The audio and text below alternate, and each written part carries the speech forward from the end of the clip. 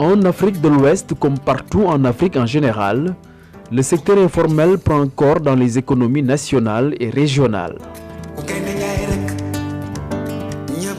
Les spécialistes du développement ne s'accordent pas encore sur une définition largement partagée. Le secteur informel, c'est lui, c'est elle, c'est parfois cette entreprise en apparence bien organisée. Cette étude menée sous la direction du professeur Amadou Ali Mbaye permet de partager une compréhension de l'informel et d'en cerner les contours. Elle permet également de saisir les caractéristiques propres à ce secteur qui échappent au cadre fixé par les économies nationales. Les autres pays africains, le secteur informel est bien présent au Gabon. Et celui-ci peut être apprécié à travers le petit informel d'une part, qui regroupe généralement les activités de commerce, la coiffure, la restauration, l'agriculture, et le gros informel qui, lui, regroupe effectivement des activités plus importantes. C'est pourquoi il semble que pour intégrer la dynamique du secteur informel dans le développement des économies africaines, afin de mieux tirer parti de ce secteur, il est souhaitable que les politiques publiques soient envisagées dans un cadre concerté à l'échelle régionale africaine. C'est plus facile de voir le secteur informel, de pouvoir le caractériser que de le définir. J'ai un collègue qui disait avec beaucoup d'amusement que le secteur informel, c'est comme une girafe, facile à identifier, difficile à décrire. Mes collègues dans la profession des économistes utilisent beaucoup de critères pour définir l'informel. Il y a beaucoup qui utilisent le critère de la taille, qui pensent que l'informel, c'est les petites activités. Et certains utilisent le critère de la non-tenue de compte, qui pensent que l'informel regroupe les entreprises qui ne tiennent pas une comptabilité fiable. D'autres qui utilisent le critère d'enregistrement, qui disent que l'informel, c'est les activités qui ne sont pas enregistrées, qui sont inconnues de l'administration. D'autres qui utilisent le critère de la mobilité et professionnelle du lieu du travail. L'informel, c'est les activités ambulatoires. Et d'autres qui utilisent le critère de crédit bancaire, c'est-à-dire que l'informel n'a pas d'activité visible qui puisse convaincre les banques à leur faire des crédits. Et je pense que chacun de ces critères ne capte qu'une réalité donnée de l'informel qui est complexe, comme la plupart des phénomènes économiques d'ailleurs. Les facteurs explicatifs de l'avènement du secteur informel sont divers et variés, notamment la libéralisation des échanges, la défaillance de l'État et les faiblesses de l'environnement des affaires. C'est une économie un peu dirigée, avec des autorisations à n'en plus finir, mais toute cette lourdeur aussi participe à dissuader l'investissement. Pour favoriser l'investissement aussi, l'autorité a décidé, n'est-ce pas, de libéraliser un tout petit peu l'exercice des activités commerciales. Et ça, cette libéralisation aussi a beaucoup contribué, n'est-ce pas, au développement du secteur informel. Aujourd'hui, le seul critère qui est exigé pour exercer une activité commerciale, par exemple, c'est l'inscription au registre du commerce. On peut se cacher en faisant une activité lucrative seulement lorsqu'il y a quelque part défaillance de l'État. Et l'État n'est pas très fort. Et dans nos pays, ça c'est une réalité également bien comprise et documentée. Le deuxième facteur, c'est l'environnement des affaires qui n'est pas propice pour que les gens puissent développer des activités dans le formel. Donc, puisque c'est difficile de faire des affaires en étant connus, en étant déclarés, les gens essaient de développer leurs propres affaires, mais cette fois-ci en étant cachés. Le secteur formel se concentrant dans la transformation de quelques produits primaires laisse des pans importants de l'économie dominée par le secteur informel. Cette diversification montre aujourd'hui tout le poids de l'informel dans les économies nationales. Ils occupent tout le segment de la distribution, essentiellement de vivres dans nos pays. Ça, c'est le premier aspect. Dans le deuxième aspect, ils occupent toute la partie concernant les activités liées aux activités de transport dans nos différents pays, que ce soit un transport interurbain ou le transport intra-urbain ou simplement le transport entre les différents pays, entre les différents corridors. Mais aussi dans le segment de la pêche, vous les voyez, en majorité, ce sont les acteurs qui occupent quasiment les 70% des activités. Dans tous les secteurs de la vie économique, le constat aujourd'hui dans nos différents pays, c'est que ceux qui sont réputés informels, désignés du doigt, certainement même d'autres vont plus loin en disant qu'ils sont nuisibles à l'économie, malheureusement ce sont eux-là qui régulent la vie sociale dans nos différents pays. Les statistiques officielles situent l'informel à un intervalle variant entre 50 et 70% du PIB dans la sous-région d'Afrique de l'Ouest. Si on regarde l'emploi, ça monte jusqu'à 80%.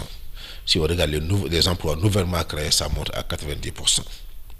Et dans notre étude, on a levé au coin du voile sur un phénomène important. C'est le gros informel, parce que la plupart des études se focalisaient sur les petits acteurs informels. On s'est rendu compte qu'il y avait de gros acteurs de l'informel. Regardons juste ce qui se passe dans notre pays, le Sénégal. On a fait un recensement récemment concernant le personnel de la fonction publique. On est arrivé à un chiffre de 130 000. Dans le privé, la plupart des statistiques officielles montrent qu'on n'a pas plus de 250 000 employés. Donc le formel public et privé réunis, ça ne dépasse pas 400 000. Alors que la population active tourne autour de 6 millions. Voyez donc que les statistiques officielles sous-estiment la réalité de l'informel. Il est un système dans un système. Le secteur informel a son mode de fonctionnement qui garantit sa survie et son expansion. Le savoir-faire se transmet d'habitude de père à fils ou entre parents. Ici, on parle d'initiation. C'est le cas de ce commerçant. Sa situation est le résultat d'un processus d'initiation qui a débuté il y a de cela 30 ans. J'ai commencé le commerce. J'ai débuté avec la vente des produits de beauté comme les mèches. J'achetais 2 à 3 paquets par jour et je faisais les artères pour les revendre. Dès que j'apercevais les patrouilles de policiers, je prenais la fuite.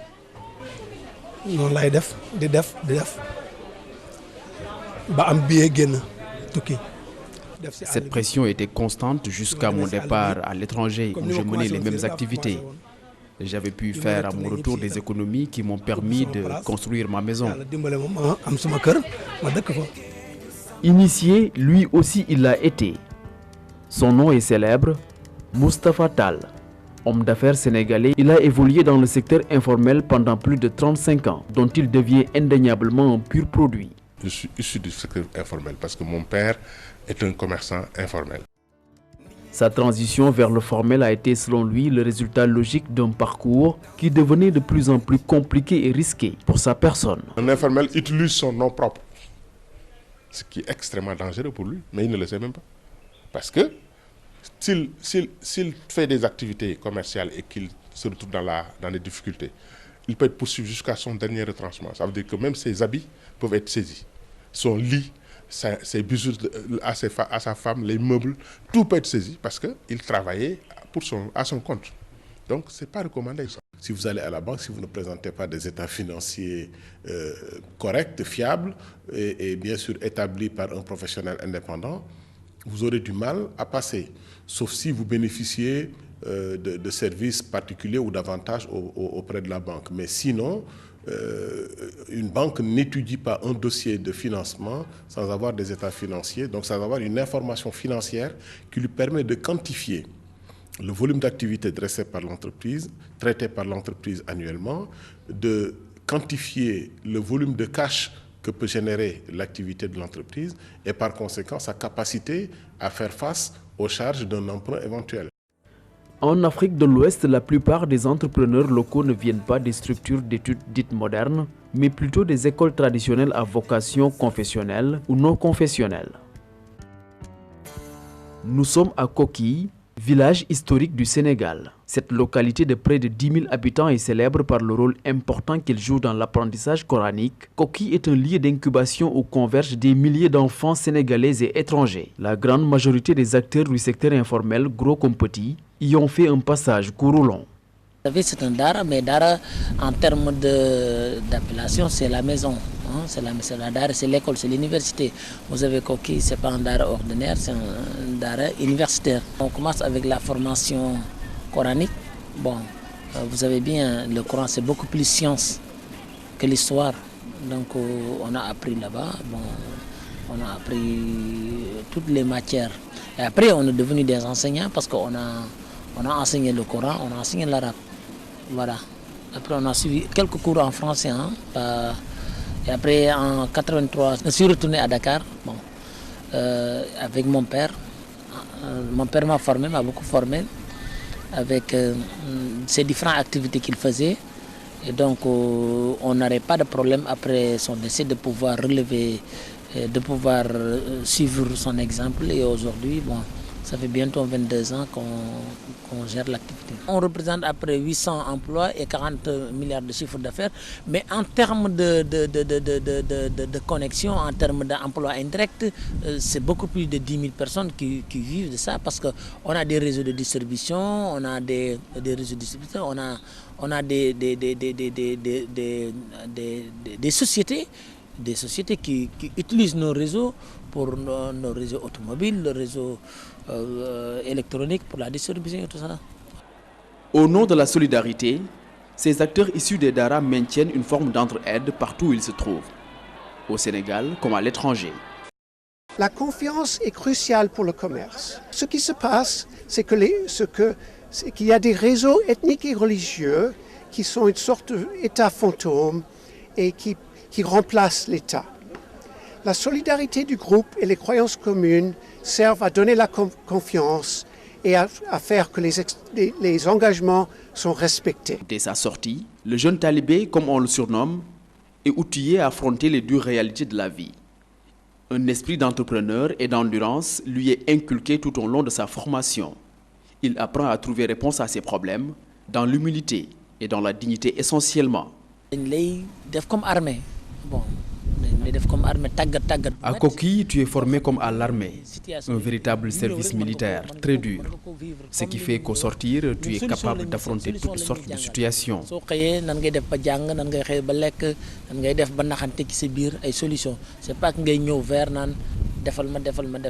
À Koki également, on nous apprend à trouver des solutions aux problèmes ponctuels et à être autonome.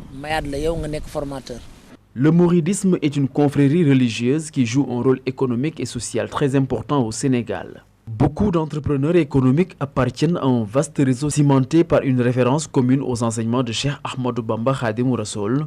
Serigne Cheikhouna Mbacké est fils aîné de l'avant-dernier khalife du dit fondateur du mouridisme.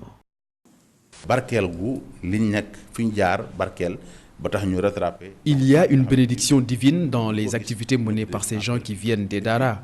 De plus, on leur enseigne à compter sur eux-mêmes d'abord. Et on leur apprend également à se connaître. Ce qui fait que tout ce qui n'est pas interdit par leur religion, ils n'auront pas de gêne à le faire. À la différence d'un diplômé des écoles classiques qui observe, lui, un choix d'activité en référence à son niveau d'études.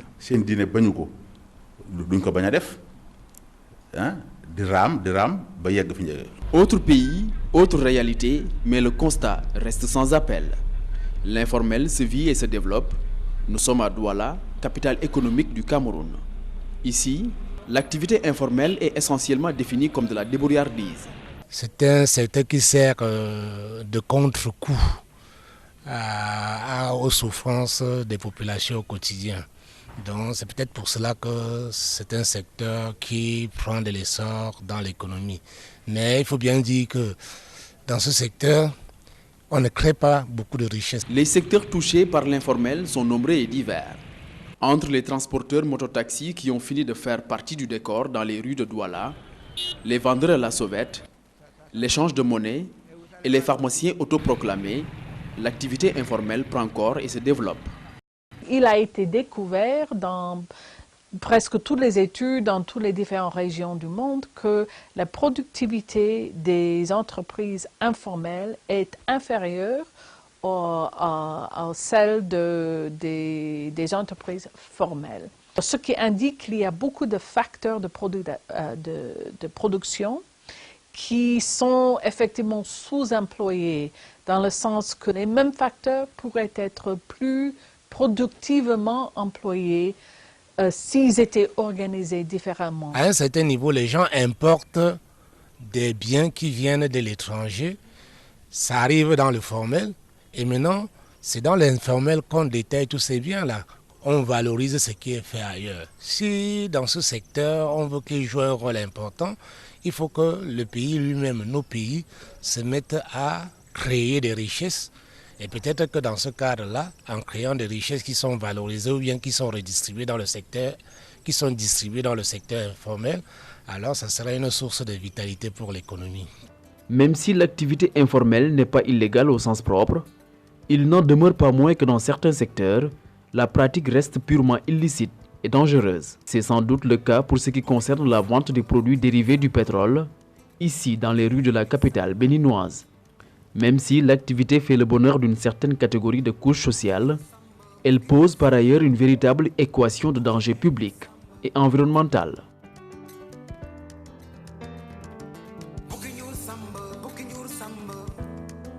Au Bénin, nous nous intéressons à un secteur fortement touché par l'informel, à savoir la vente des véhicules d'occasion. Ce marché joue un rôle important dans l'économie du pays et compte pour environ 10% du PIB. La chaîne de valeur enregistre un nombre important d'acteurs, allant des convoyeurs aux chauffeurs, en passant par les commissionnaires en douane, les vendeurs de véhicules d'occasion ainsi que les parcs automobiles.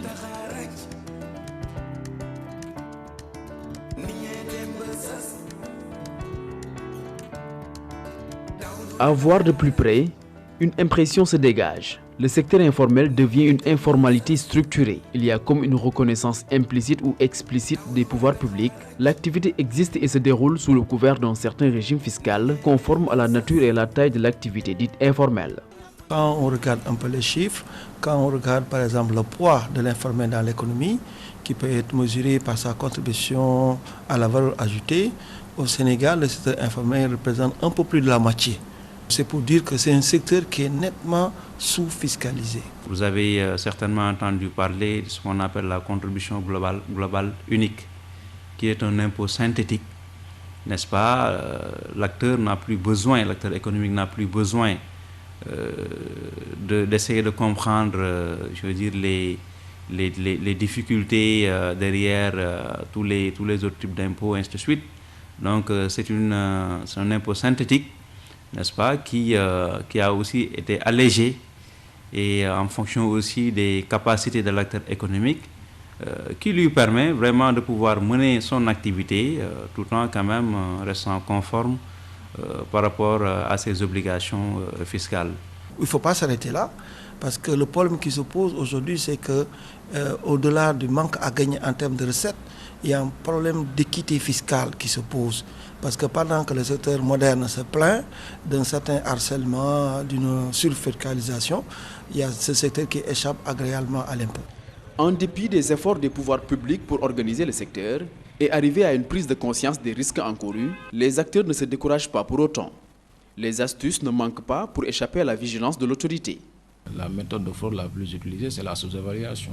Généralement, c'est à l'aide de documents qui sont parfois inapplicables. Par exemple, des factures qui sont falsifiées ou bien même reprises ici. Bon, des fois, c'est des cas que l'on rencontre. C'est comme les marchandises qui ne sont pas manifestées et qui ne sont pas du tout déclarées. Ça, on dispose d'outils comme le scanner, par exemple, qui nous permet, avec un simple passage, un contrôle non intrusif, qui nous permet de déceler des choses peut-être qui ne sont pas manifestées, qui n'ont pas été déclarées. L'informel, c'est donc la survie au quotidien. C'est la recherche de son pain. Cette fois-ci, allusion est faite à un secteur hors du commun. Le recyclage des ordures ménagères, ordures ou hors pures pour le Bouyouman. Je suis depuis au moins 5 ans. Mais j'ai construit ma maison toujours dedans. Je faisais d'abord dans la friperie. Le commerce, ça ne passe pas. J'ai travaillé même chez des gens. On ne paye pas. J'ai préféré, moi, au lieu de me faire salir à mon âge ici, Je suis né le 1er novembre 1954. Hein. C'est ça qui me fait aussi le pain de ma journée. Ce que je fais là, c'est aussi ma part de souffrance de la journée. Chaque homme a une souffrance que Dieu lui a donnée. Les observations restent les mêmes, sinon pire. L'activité pose un véritable problème de santé publique. Une minorité s'expose à toute possibilité d'infection bactérienne et menace la santé de toute une communauté. Pour parler du caractère international de l'activité informelle, nous nous rendons au célèbre marché d'Antokpa. Des milliers d'acteurs venant d'horizons divers s'y retrouvent tous les jours, réunis par les liens sacrés du marché, l'offre et la demande. Le marché s'étend sur plusieurs hectares, au cœur de la capitale béninoise. Les grossistes et les détaillants partagent le secteur. Cette commerçante est dans la vente en gros des produits cosmétiques et cela fait plus de 5 ans qu'elle gagne sa vie dans ce haut lieu de l'économie informelle. Complexe mais bien structuré, le secteur informel a bien identifié ses limites et ses contraintes. C'est un secteur qui souffre essentiellement de l'égalité au sens administratif du terme, même s'il a réussi à imposer son existence dans l'architecture économique et sociale de beaucoup de pays d'Afrique de l'Ouest. La difficulté la plus récurrente, c'est d'abord d'être confronté à un environnement hostile à leurs activités. Vous savez, quand un pays aussi étroit que nos pays africains et aussi démunis du point de vue budgétaire sont confrontés à la question du chômage, à la question de la pauvreté, à la question d'un système sanitaire peu efficace, déficient. Bref, nous connaissons nos problèmes dans nos différents pays. Il est important d'encourager les initiatives privées qui naissent. Or, nous savons tous que l'activité, la création d'activités dans nos différents pays n'est pas soutenue, surtout du point de vue de l'accès au crédit, parce que pour initier une activité économique, il faut à la base, je veux dire, accéder à un minimum de financement, et ce minimum de financement n'existe pas de manière officielle. Le souci affiché par la plupart des acteurs étatiques et chercheurs est le passage de l'informel au formel. Si pour cela, le basculement constituerait la conséquence logique d'une activité qui a pris le temps de naître et de grandir, de l'autre côté, des entêtements persistent. Quel que soit le niveau, il y a des avantages, il y a des inconvénients. Pour les acteurs, c'est clair, ils se cachent, donc ils payent moins d'impôts, mais toutes les études montrent qu'ils sont plus vulnérables à la corruption, aux raquettes des agents publics véreux que les gens de l'informel. Parce que puisque vous n'êtes pas en règle, vous êtes plus vulnérable que les autres. Donc la corruption touche plus les acteurs de l'informel que les acteurs du formel. Ce que les études montrent dans la plupart des régions en développement du monde, en Afrique, en Amérique latine, ailleurs. Ça, c'est un désavantage. Un autre inconvénient, c'est quoi? C'est qu'on n'a pas accès au crédit bancaire. On est exclu de beaucoup de marchés publics. Vous voyez bien? Bon, maintenant, est-ce que ces inconvénients, est-ce qu'ils sont compensés par les avantages qu'on a à être informel, c'est-à-dire ne pas payer de taxes, se cacher, ne pas être sujet à toute la régulation publique, vous voyez, toute la lourdeur de la bureaucratie publique dans nos pays. Vous voyez, il y a un arbitrage que les acteurs font et au terme de cet arbitrage-là, beaucoup parmi eux décident de rester informels. Maintenant, il faut que l'État change le système d'incitation pour inverser cette tendance. Ça, c'est deux. Maintenant, de deux, concernant l'État, l'avantage, c'est que ça crée massivement des emplois. Vous voyez bien, l'État, comme je vous l'ai dit, ne peut pas employer au-delà d'une certaine limite et sans mettre en danger l'équilibre budgétaire. Et puisque le privé national formel ne peut pas le faire davantage, il n'y a que l'informel qui est l'alternative qui reste à nos économies. Une série d'interrogations subsiste dès lors. Faut-il imposer à cette catégorie d'acteurs économiques toutes les rigueurs administratives disponibles? Faut-il par ailleurs trouver un statut typique au secteur informel? Quelle solution? Je crois que ces activités-là ont plus besoin d'assistance que de répression. Au Maroc, il y a le statut de l'auto-entrepreneur. Ça veut dire que le cireur de chaussures va être considéré comme un entrepreneur. Ce qui permet à l'État de le suivre. Ce qui permet à l'État de lui donner une couverture sociale. Parce qu'ils n'ont pas de couverture sociale, la plupart des acteurs de l'informel. Quand ils sont malades, quand ils partent à la retraite, ils ont des difficultés. Donc ce statut-là permet de les inciter à venir se faire connaître. Mais en même temps, de les inciter à se faire suivre. Je pense que l'État doit continuer, peut-être en essayant de trouver d'autres solutions techniques. Une solution, par exemple, qui a fait ses preuves dans un pays comme l'île Maurice, c'est que cette activité de collecte a été confié, a été délégué au secteur privé. Parce qu'effectivement, il y a des coûts administratifs très élevés. Et confier une structure privée le soin de lever ce type d'impôt, je crois que ça peut être une solution possible. Dans l'attente de solutions durables, d'une définition unanime, l'informel prospère et gagne du terrain comme une économie qui échapperait à toute certitude scientifique, tout en restant une réalité dans nos sociétés. Pourrions-nous continuer à être un marché complètement à part, un marché de la débrouillardise?